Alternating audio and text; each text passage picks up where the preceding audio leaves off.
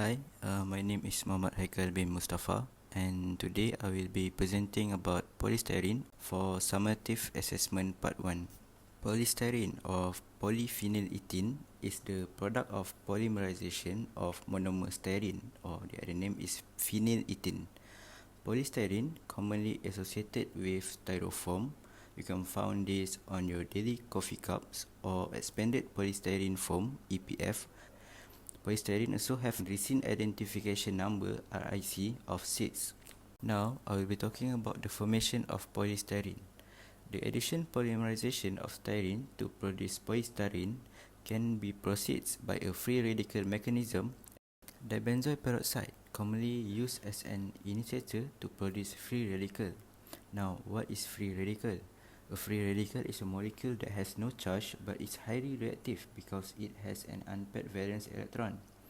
The O2O bonds in the dibenzoyl peroxide breaks, splitting the molecule into two and leaving unpaired electrons on the oxygen atoms. Styrofoam, a product that I mentioned earlier, can be synthesized if air or other gases are mixed into the polymer. For the free radical mechanism, it can be divided into 3 steps, which is initiation, propagation, and termination.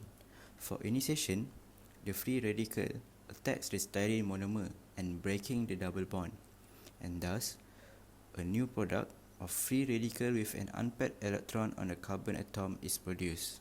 For propagation, the free radical produced from the initiation earlier react with another styrene molecule and thus breaking up the double bond again and leave an unpaired electron on the carbon atom. This newly produced free radical is then react with another styrene molecule and so on, building up a long chain of polymer. And for the last step, which is termination, and this is when the polymerization stops, when two free radicals combine to become one, and thus polystyrene is produced. Now, I will be talking about the uses and the products of polystyrene. Polystyrene is widely used as packaging. We can see polystyrene on CD and DVD cases, food packaging, and even egg trays.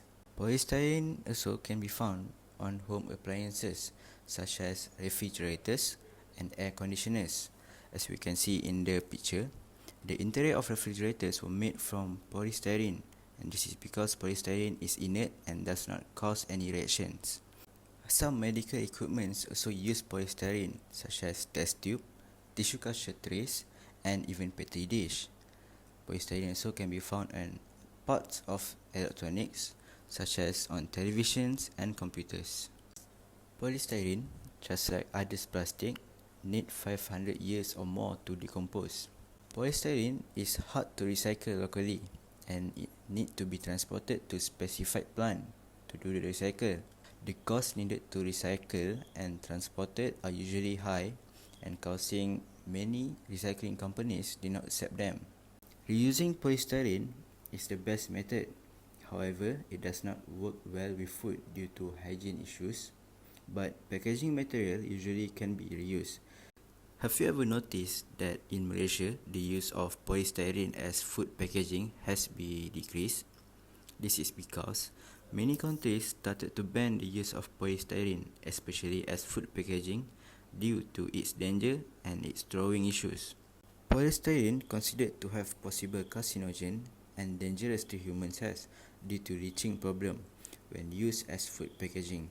When polystyrene is exposed to certain temperatures, the styrene monomer can be exposed and cause humans health problem. Also, polystyrene also cause marine pollution and effect on global warming. You might be wondering that if we cannot use polystyrene, what are the options that we have? Well, for starters, you can bring your own food and drink container that can be reused.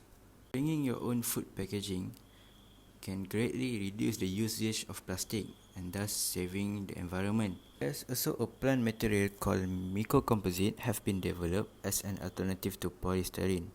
The product can be easily decomposed in 30 days. All the references that I use can be found here, and all the pictures that I use can be found here. So that's all for me. Thank you very much.